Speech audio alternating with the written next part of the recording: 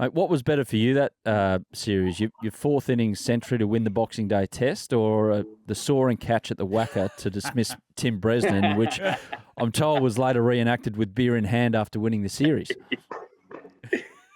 Yeah, that was pretty good. I must admit that was enjoyable.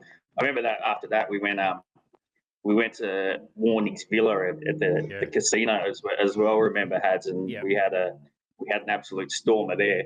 That was brilliant. But that was a great, because that was us winning the series, really. The other thing about the Melbourne and the Sydney Test, they're the best two tests to play in, because of the time of the year, it's holidays. It's absolutely brilliant. So I think you throw in having success in those games, and that was probably, like Had said, it was some of the best time of. Well, I'll just go. I'll tell one more story. I think you're getting the hint to wrap it up. But no. One of the other things I remember in the series in England was, you'd review, and I don't know if it still happens, but whenever you'd review, like, so there'd be an LB shout, be given out, the batsmen would come together and they'd kind of have a discussion, and I was often because I was opening the batting with Watto, and we knew that every time he got hit in the pad, he's reviewing, right? So and then he'd that all you'd hear from the England players is do it, and then he'd eventually review, and they would just burst into cheers, like that kind of thing. I thought it was the greatest thing ever. And I remember he did this in the first test, Trent Bridge, and he got it wrong again, and he was absolutely crucified on social media. And then we played the second test. And before that, he comes to me and says, "Fuck," he said, "Mate, I'm not reviewing. I don't care if it's going down. I'm not reviewing. Like, I'm over this."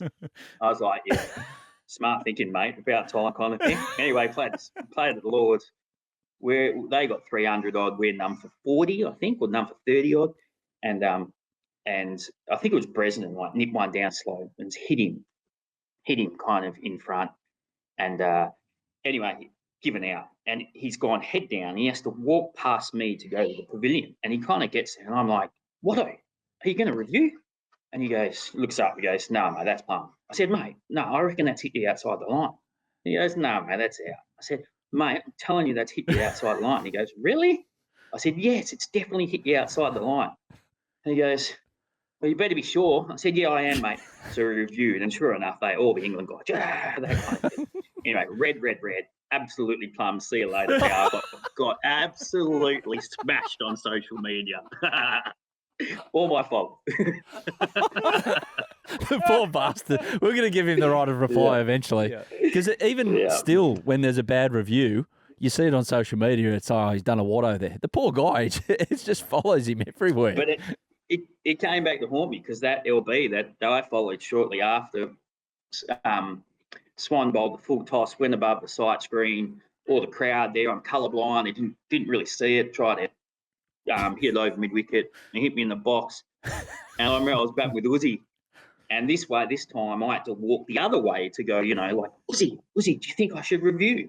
And Uzi just kind of looked at me, didn't answer. "Uzi, do you think I should review?" He did not say a word. So I walked off. Sure enough, it was missing another set. So, no. It was probably my own fault. Brilliant.